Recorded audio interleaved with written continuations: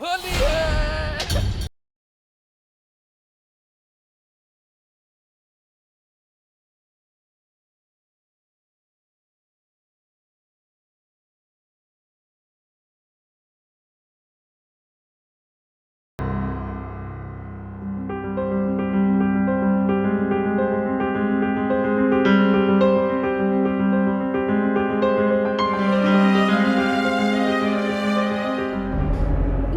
मुझे सब गलत लगता है। अरे नेक काम करने जा रही हो और फिर मेरी बच्ची को माँ भी मिलेगी, इसमें गलत क्या है? जो हुआ उसके बाद इतनी जल्दी आपकी और मेरी शादी, नहीं मुझे कुछ ठीक नहीं लग रहा है। अरे बस थोड़े दिनों बाद करते हैं ना शादी। नहीं, मैंने सोच लिया है, मैं आपसे शादी नहीं करूंगी। कैसे नहीं करोगी? और क्या नहीं किया मैंने तुम्हारे लिए? मेरे लिए? हाँ, बस तुम्हारे लिए। बड़ी मुश्किल से खुद को बनवाया, आसान नहीं था, पर जो करना पड़ा सो करना पड़ा। क्या क्या करना पड़ा?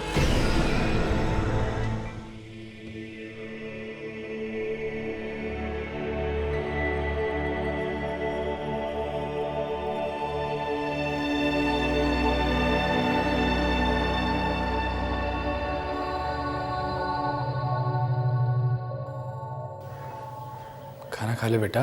नहीं, मुझे माँ चाहिए। थोड़ा तो खाना खा ले। नहीं, मुझे माँ चाहिए।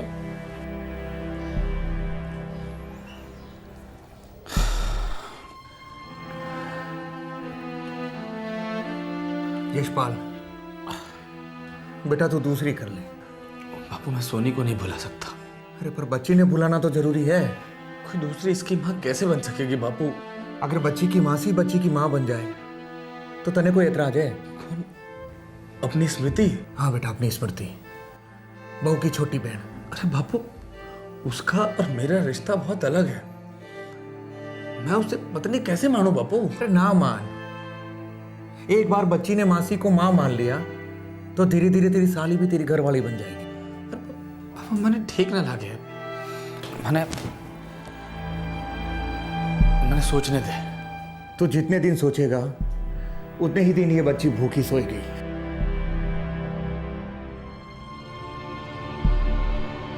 कल सवेरे सवेरे जाकर तेरे ससुर से बात करते हैं।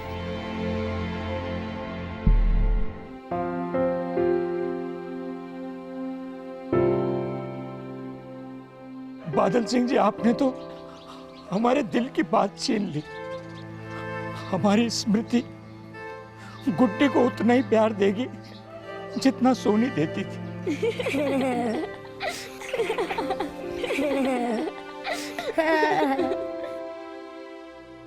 बेटा यशपाल, तुम चुप क्यों हो? पिताजी, जब से सोनी गई है तब से कुछ कहने को मन नहीं करता है। क्योंकि सवाल गुड्डी की जिंदगी का है, इसलिए जो आप लोगों को मंजूर हो, जो गांव की पंचायत को मंजूर हो, वो मुझे भी मंजूर है।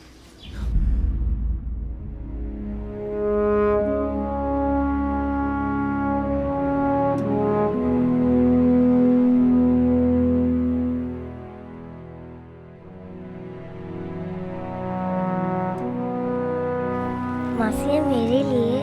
हाँ बेटा, ये सब की सब आपके लिए, मेरी गुड्डी जानू के लिए। गुड्डी, जा बेटा, तेरे बापू और दद्दू घर जा रहे हैं, उनके साथ घर जा। नहीं, मुझे माँ चाहिए।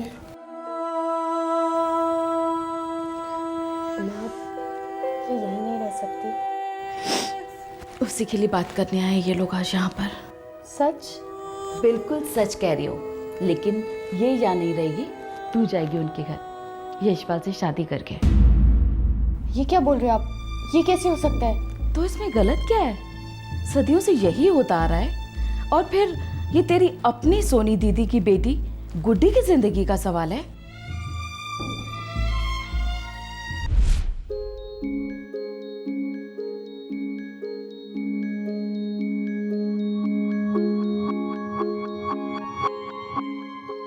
ये तो मम्मी है, ये तो मासी है।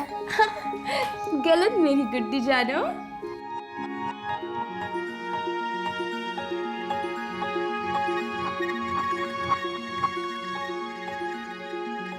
ये मम्मी है, ये मासी है, और ये मेरा छोटा भाई। Very good, very good. क्या बात है भाई, हमारा स्वागत तालियों के साथ किया जा रहा है? पापा आ गए। बेटी आजा आजा आजा आजा आजा। नहीं जीजा जी, ये तालियां आपके लिए नहीं है, ये तालियां तो हमारी गुड्डी जानू के लिए हैं।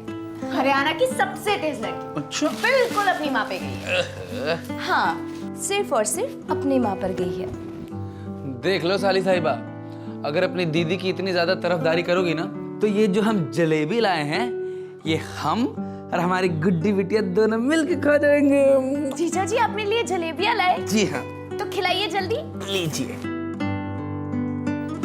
क्या बात है, हमारे लिए तो कभी नहीं लाई जलेबी, अब साली साहिबा आई है तो जलेबी। लो कर लो बात, तुमने कभी मांगी ही नहीं, अब खा लो। ये लो, ये जो जलेबी है हमारे छोटे वाले गुड्डे के लिए। चलो चलो मुंह खोलो। छोड़ो जी, मैंने नहीं खानी जलेबी। ये बात भी सही है, भला एक जलेबी दूसरी जलेबी को कैसे खा सकती है, हैं? ओए ओए, क्या बात है? क्या बात है, चलो इस बात पे खा लो। चलो चलो चलो। आइश।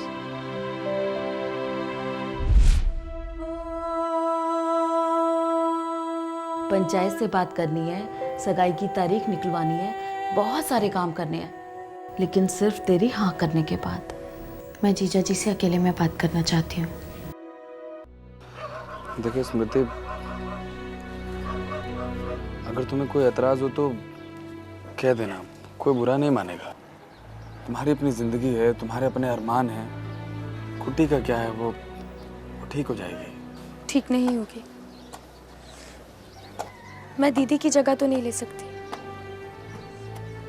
लेकिन गुड्डी की माँ बनने को तैयार हूँ। तुम दिल से कह रही हो? मुझे दीदी की जगह लेना अजीब लग रहा है, कुछ गलत लग रहा है।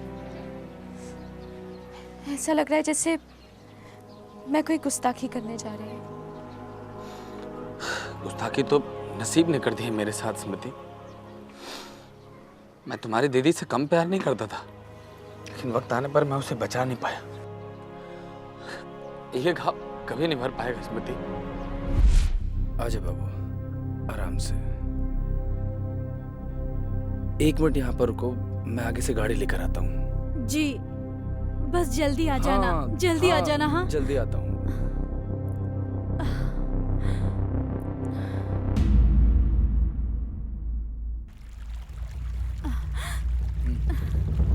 क्या हुआ? अरे तबीयत खराब हो रही है क्या? नहीं। अरे उल्टी जैसा मन हो रहा तो यहीं कर ले। नहीं, घर पहुंचने तक सह लूंगी। अरे घर पहुंचने में भी 40 मिनट लग जाएगा। चल उतर उतर उतर उतर, यहीं कर ले। चल चल आजा। अरे मैं हूं ना यहाँ पर।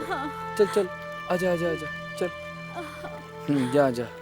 हाँ हाँ, हो रहा है उल्टी जैसा मन हो रहा है। पता नहीं, प्यास प्यास सी लग रही है। प्यास प्यास सी लग रही है। 1 मिनट।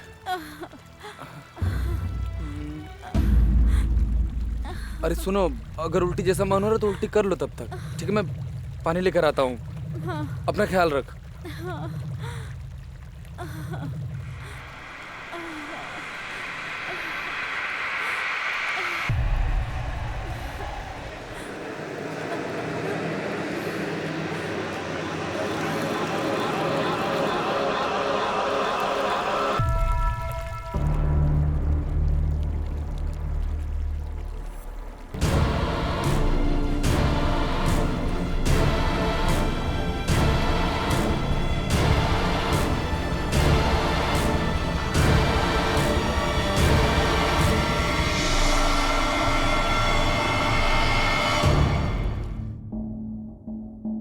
मोबाइल फ़ोन यूज़ करती हैं? जी नहीं साहब। आप लोग माता पिता हैं उसके?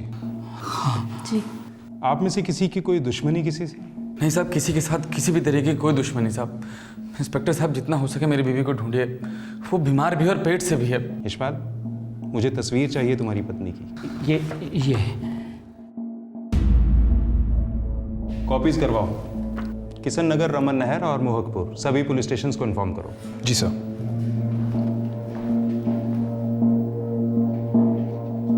आप बता सकते हैं कि शादी से पहले सोनी का किसी लड़के से कोई चक्कर, प्यार मोहब्बत वगैरह? जी नहीं, कभी भी नहीं। मेरी दोनों बेटियां तो सोना है सोना। और सर शादी के बाद भी इस तरह की कोई बात नहीं है सर। हम लोगों की 5 साल की बहुत अच्छी शादी है, ऐसा कुछ नहीं साहब। तुम्हें क्या लगता है, क्या वो नहर में गिर गई होगी? भगवान न करे वो नहर में गिर गई हो साहब। मैंने उसको वहाँ बहुत ढूंढा।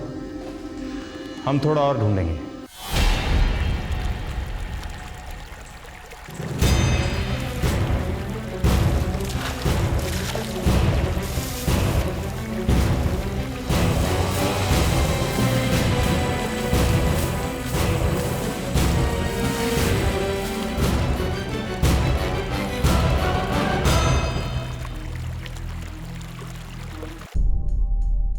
लाश बुरी तरह से सड़ चुकी है, लेकिन है यही लड़की।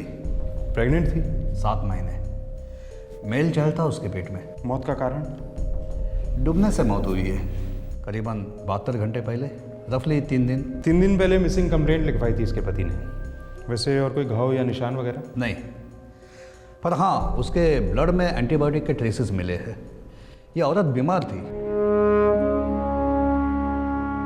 यशपाल, जब तुम पानी लेने गए तो आसपास कोई था? नहीं इंस्पेक्टर साहब, आसपास कोई भी नहीं था।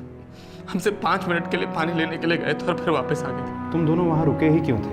इंस्पेक्टर साहब, उसकी तबीयत बहुत खराब थी। हम लोग डॉक्टर के पास से आ रहे थे और दवाइयाँ खाने की वजह से उसको उल्टी आ रही थी, इसलिए हम लोग वहाँ नहर के किनारे रुक गए थे। हमारी तहकीकात से यही लगता है कि उल्टी करते करते वो फिसल कर नहर में गिर गई, डूब कर मौत हुई और पानी बहा ले गया लाश को। तकदीर ने तो मेरी जिंदगी बहा दी इंस्पेक्टर साहब। मेरी बीवी चली गई, मेरा होने वाला बच्चा चला गया, मैं तो कहीं का नहीं रहा इंस्पेक्टर साहब। अब मेरी गुड्डी का क्या होगा? मेरी गुड्डी का क्या होगा इंस्पेक्टर साहब?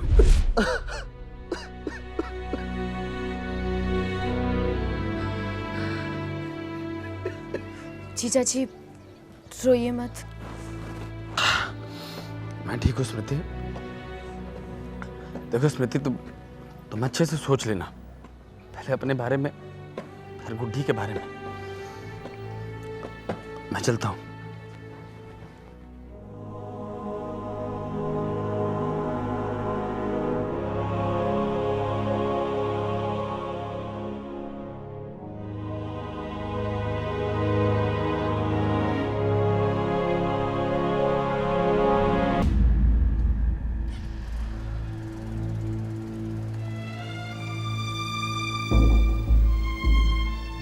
बेटी स्मृति, तेरी मंजूरी पूरी है ना?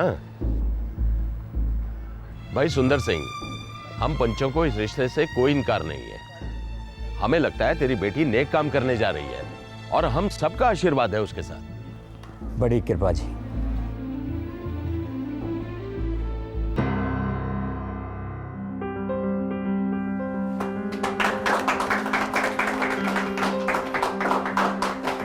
बेटी गुड्डी, आज से तू अपनी मासी को माँ कहना। बेटा स्मृति, आज से तू भी इसे अपना जीजा जी नहीं कहना। अरे खड़ी क्या है, मुंह तो मीठा करा अपने होने वाले पति का।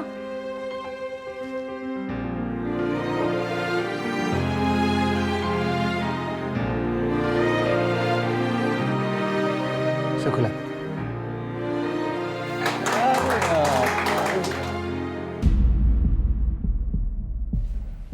इतनी जल्दी नहीं है अलावत। किसी पे शक है सर? हाँ, उस पुल पर और उस नदी पर।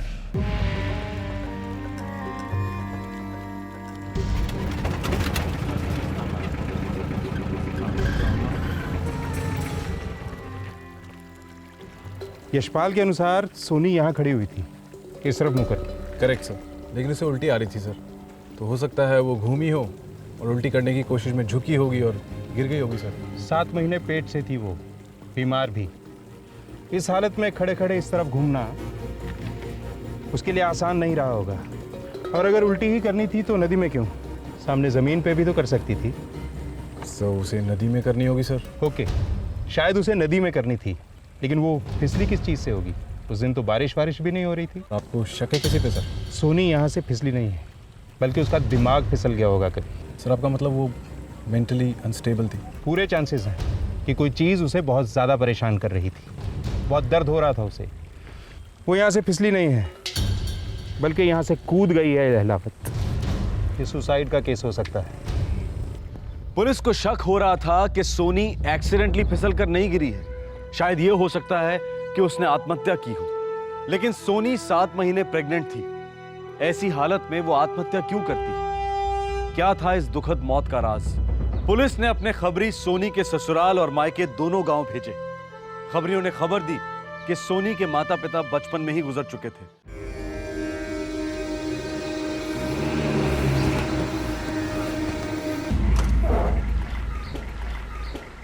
आपने अपनी कंप्लेंट में लिखवाया था कि सोनी आपकी बेटी थी।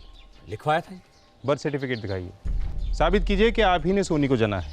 सिर्फ बच्चा पैदा करने से और दूध पिलाने से कोई मां नहीं बन जाती है। आपने हमारे सवाल का जवाब नहीं दिया। क्योंकि आपका सवाल ही गलत है। फिर भी मैं आपकी बात का जवाब देता हूँ। सोनी को इसने नहीं, मेरी बहन ने जना था। इंस्पेक्टर साहब, सोनी जब 4 साल की थी तभी उसके माता पिता की मृत्यु हो गई एक एक्सीडेंट में।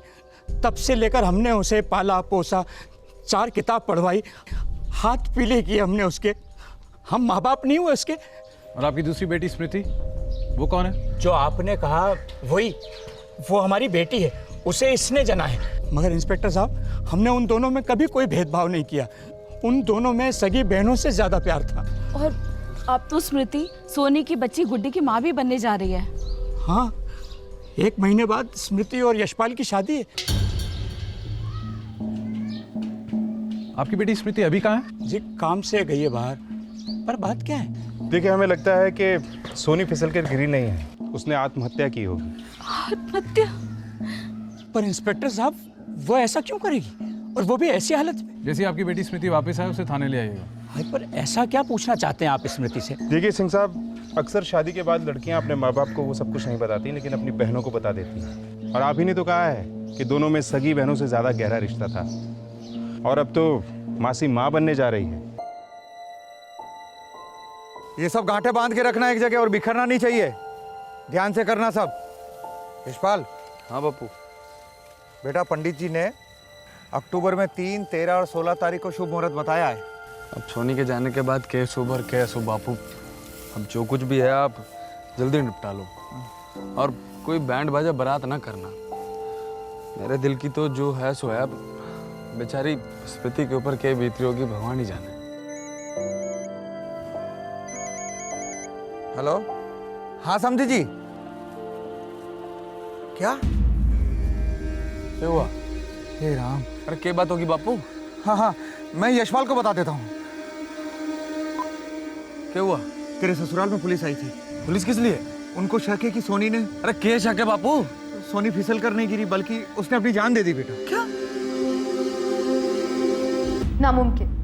मेरी दीदी कभी सुसाइड कर ही नहीं सकती थी। कोई दुख, कोई दर्द कभी जिक्र किया हो? दुख सुख तो सबकी जिंदगी में चलता ही रहता है, पर ऐसी कोई बात नहीं थी। और दीदी तो बहुत जिंदा दिल इंसान थी, और ऊपर से पेट से थी। पति यशपाल के साथ कोई अनबन? नहीं, यशपाल जी तो सोने के बने हुए इंसान हैं। दीदी उनके साथ बहुत खुश थी। और अब तुम खुश रहोगी उनके साथ? गुड्डी की खुशी के लिए। और आपकी खुशी ये मायने नहीं रखती? माँ बाप की मर्जी है, पंचायत का जो फैसला है, मैं तो बस रीत निभा रही हूँ। अपनी मर्जी से? हाँ। खुशी से? आपको और कुछ पूछना है? मैं जा सकती हूँ?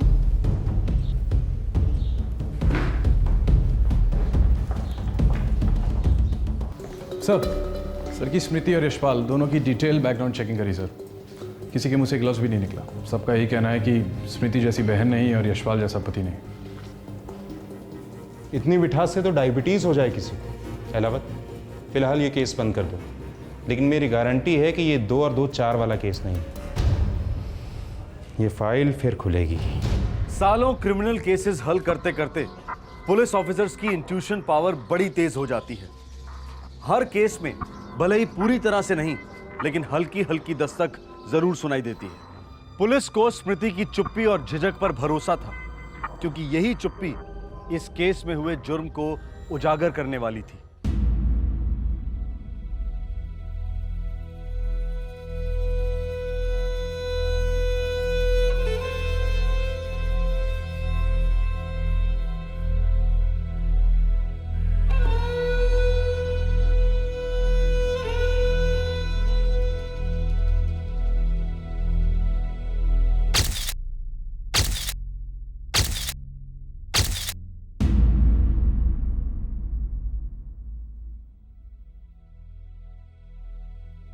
स्मृति, क्या बात है बेटी?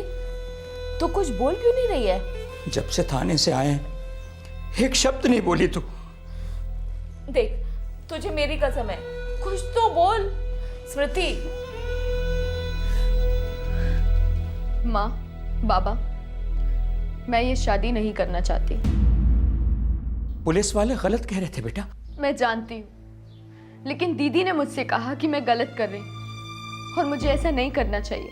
सोनी मर गई है बेटा। नहीं बाबा, दीदी जिंदा है मेरे अंदर, और वो मुझे कहती है कि स्मृति, तू ऐसे कैसे कर सकती है, ये गलत है, ऐसा मत कर। देख, मैं मानती हूँ कि तुझ पर दबाव है। पुलिस वालों ने कुछ भी अनाप शनाप बक दिया होगा और तू आ गई उनकी बातों में। पुलिस वालों ने कुछ भी नहीं कहा, लेकिन मैं जानती हूँ कि दीदी कभी सुसाइड कर ही नहीं सकती थी। माँ, आप ही बताओ, क्या एक औरत कभी भी ये बर्दाश्त कर सकती है कि उसका पति किसी और का पति बन जाए, चाहे फिर वो उसकी खुद की बहन क्यों ना हो? अगर मैंने ऐसा किया तो दीदी टूट जाएगी। वो किसी और को ब्याह कर घर ले आएंगे, तब गुड्डी का क्या होगा? बाबा, गुड्डी के लिए हम हैं ना। और हमारे जाने के बाद? बाबा, मैं गुड्डी का ध्यान रखूंगी, उसे पढ़ाऊंगी, लिखाऊंगी, सब कुछ करूंगी। तेरी अपनी जिंदगी होगी, तेरा अपना पति, तेरे अपने बच्चे, उन सबके बीच गुड्डी का क्या होगा? मेरे और गुड्डी के बीच कोई नहीं आएगा। मैं शादी ही नहीं करूंगी, किसी से भी नहीं। कैसी बापू? अच्छी है, लेकिन ये शादी का जोड़ा वापस कर दे बेटा। क्यों? ये शादी नहीं हो सकती। क्यों नहीं हो सकती? तेरे ससुर जी का फोन आया था। क्या बोले वो? बोले कि स्मृति का दिल नहीं है, वो बच्ची को तो उम्र भर संभाल सकती है, लेकिन तुझसे शादी नहीं कर सकती। छोटे बापू, होली है।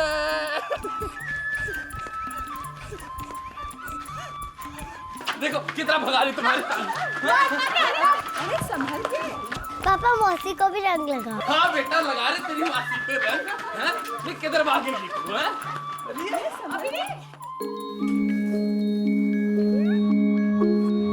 मम्मी, मुझे छोटू को भी रंग लगाना है। लगाओ।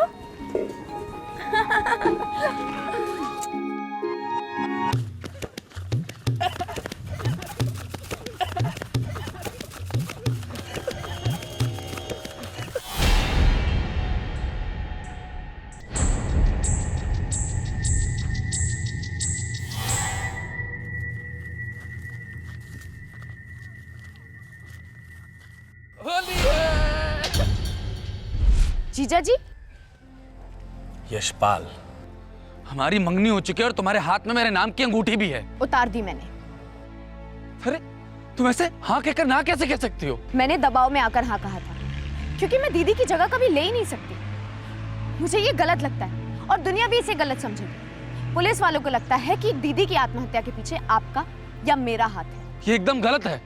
तुम्हारी दीदी कभी आत्महत्या कर ही नहीं सकती, वो तो फिसल कर गिर गई थी बस। मैं भी फिसलना नहीं चाहती।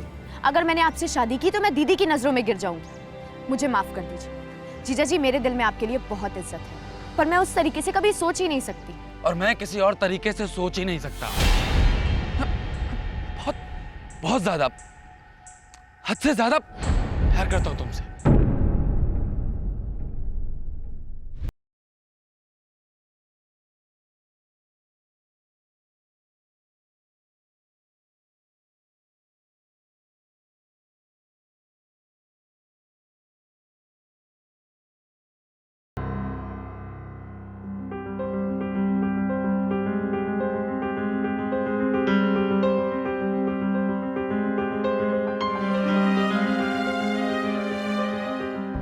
दीदी के होते हुए आप मेरे बारे में ऐसा सोच भी कैसे सकते थे?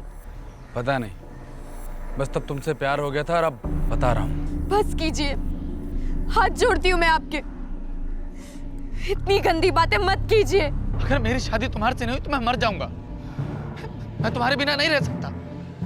वो 3 महीने जो तुम हमारे यहाँ रही थी, मेरी जिंदगी बदल गई थी। बस कीजिए जीजा जी, बस कीजिए। और जब से तुम गई हो, मैं तड़प रहा हूँ दिन रात, और मैं जानता हूँ कि तुम भी तड़प रही हो मेरे लिए वैसे ही। अब हम दोनों के एक होने का टाइम आ गया स्मृति। जानवर से भी बदतर हैं आप। भगवान का लाख लाख शुक्र है कि मुझे सही वक्त पे सही राह दिखा दी।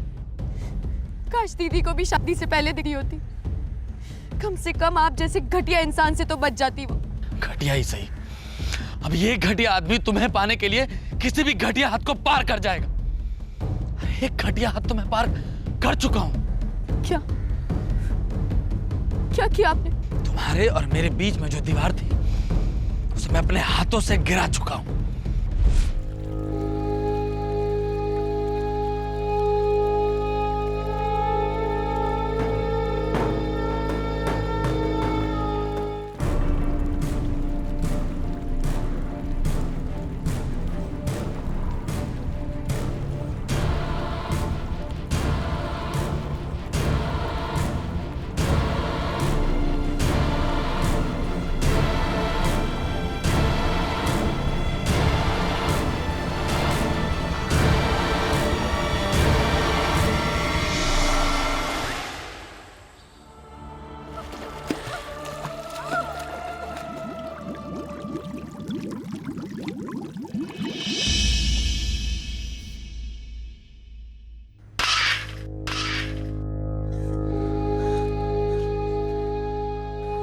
स्मृति, मुझे तुम्हारी सोनी दीदी से नफरत नहीं थी, मुझे तो तुमसे ज्यादा प्यार था।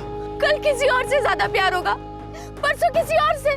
नहीं, तुम बिल्कुल गलत समझ रही, ऐसा बिल्कुल नहीं।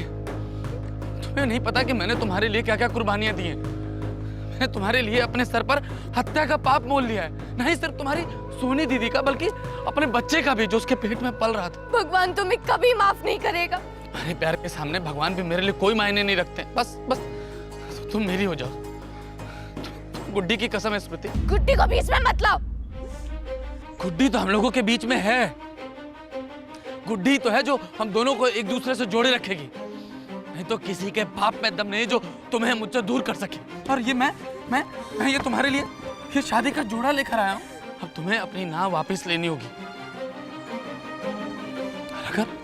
अगर तुम मुझसे दूर गई तो देखना गुड्डी भी तुमसे दूर चली जाएगी स्मृति। अच्छे से सोच लो।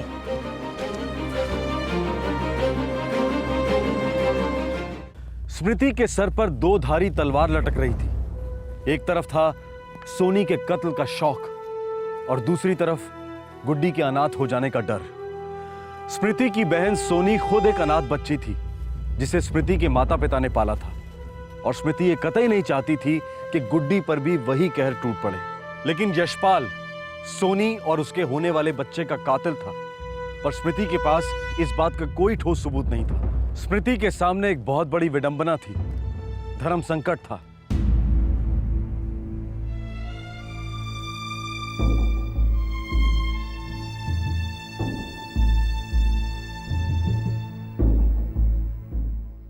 भाई सुंदर सिंह, तुम्हें जो कुछ कहना है दिल खोल के बेझिझक कहो। पिछली बार मैंने हमारी बेटी स्मृति और यशपाल की शादी की अनुमति मांगी थी आपसे। वो तो हमने दे दी थी, लेकिन अभी बात क्या है? अब ये सगाई मेरी बेटी तोड़ना चाहती है। कारण क्या है? कारण तो वो बेहतर जानती है। मेरी आपसे इतनी विनती है कि उसे आप अपना पक्ष पंचायत में रखने की अनुमति दें। देखो बेटी, हमारे यहाँ ऐसा ही होता आया है। अगर कोई माँ बेवक्त गुजर जाती है तो मासी माँ बन जाती है, लेकिन तुम ये प्रथा तोड़ना क्यों चाहती हो? मुझे मासी से माँ बनने में कोई एतराज नहीं है। मैं खुशी खुशी गुड्डी की माँ बनने को तैयार, पर मैं अपने बहन के पति को अपना पति नहीं बनाना चाहती। ऐसे कैसे हो सकता है? अगर तुम्हारा ब्याह कहीं और हो जाए तो इस बच्ची को कौन अपनाएगा? मेरा ब्याह कहीं नहीं होगा, मैं कसम खाती हूँ। आप कहें तो मैं लिख कर देती हूँ। मैं जिंदगी भर गुड्डी का ख्याल रखूंगी, कंवारी रहूंगी। प्रथा सिर्फ बच्ची की देखभाल करने की नहीं है, प्रथा अपनी दीदी के पति की देखभाल करना भी होता है। ये इंसान तो मेरी दीदी का पति कहलाने के लायक ही नहीं, और ना ही गुड्डी का पिता कहलाने के लायक है। इसने मेरे सामने कबूल किया है कि इसी ने मेरी दीदी की हत्या की। मेरी दीदी की मृत्यु कहीं से फिसलकर या गिरकर नहीं हुई थी, ना ही उन्होंने आत्महत्या की थी। मेरी दीदी की हत्या हुई थी और वो हत्यारा ये है। क्या बात कर रही है छोरी? होश में तो हो? अब तक नहीं थी, पर अब होश में भी हूँ और पूरे जोश में भी। आप प्रथा की बात कर रहे थे ना, तो आइए आज एक नई प्रथा शुरू करते हैं। इस हत्यारे को पुलिस के हवाले करते हैं। बोलिए, तो शुरू होगी ये नई रीत? हमारे पुरुष प्रधान समाज में फैसला स्मृति के पक्ष में जाने की संभावना बहुत कम थी और पुलिस भी इस फाइल को क्लोज कर चुकी थी। स्मृति के पास कोई सबूत नहीं था, लेकिन उसके पास हिम्मत की कोई कमी नहीं थी। और सबसे महत्वपूर्ण बात यह थी कि स्मृति सच बोल रही थी। इस केस में पंचों की राय ने अपने आप में एक नई प्रगतिशील मिसाल कायम की। पंचायत ने स्मृति का पक्ष लिया और गांव में पुलिस बुलाई।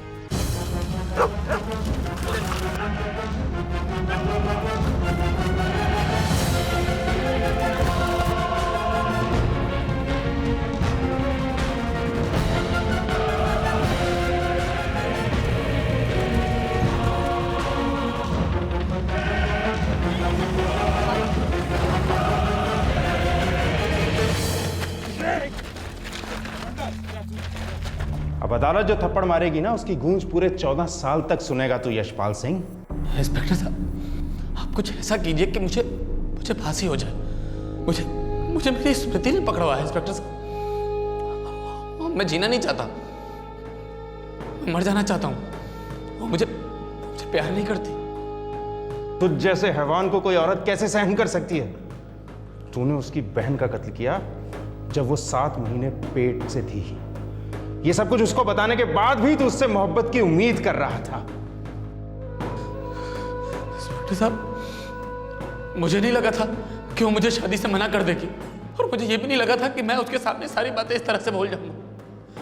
और ये तो बिल्कुल भी नहीं लगा था कि वो मुझे पकड़वा देगी। इंस्पेक्टर साहब, मुझे बिल्कुल भी नहीं लगा था। नहीं लगा था ना, लेकिन अब लगेगी, बुरी तरह से लगेगी। तुझ जैसे प्रेमी हो दुनिया में तो नफरत करने वालों की जरूरत ही क्या है?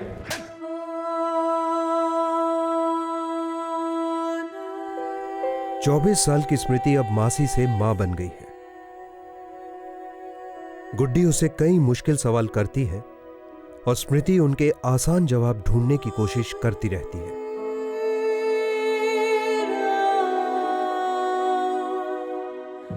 आज का ये केस अपने आप में अलग है, क्योंकि इस केस में पुलिस की कार्रवाई से ज्यादा एक साहसी लड़की की हिम्मत ने मुजरिम को पकड़वाया।